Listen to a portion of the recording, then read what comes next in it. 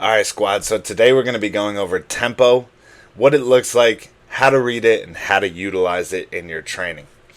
So generally, you're going to see a stanza of numbers set up like this. Number dash, number dash, number. Okay? The numbers represent the tempo within whatever exercise you're utilizing tempo for. And the dash is just separating the numbers. So let's set up one to go over as an example. If we have a 3, 2, 1 tempo, we're going to read this a few different ways. Okay? This first digit is going to represent your eccentric motion in whatever exercise you're performing. This second digit is going to represent the pause of whatever exercise you're doing. And the third digit is going to represent your concentric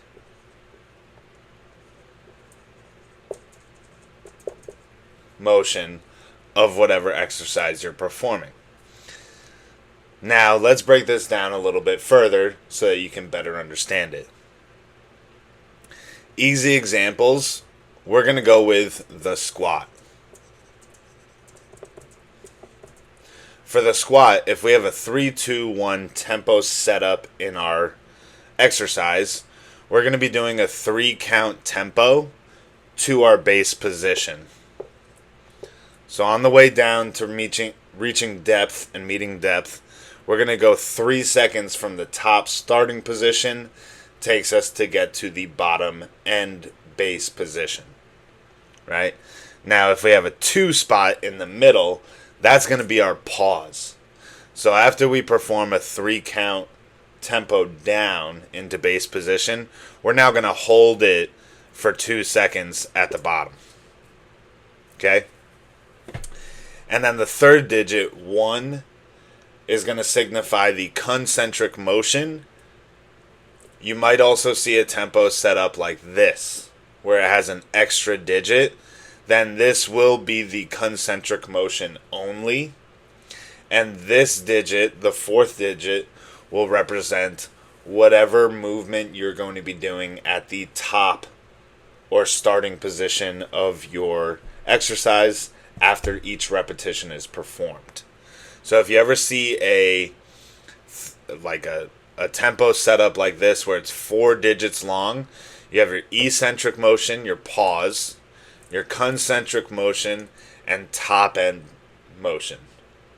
So this is like starting position A before the next rep, where you go back to the start of your tempo and go 3 count tempo down, 2 count pause, 1 count on the way back to starting position, and 1 count at the top before starting your next set.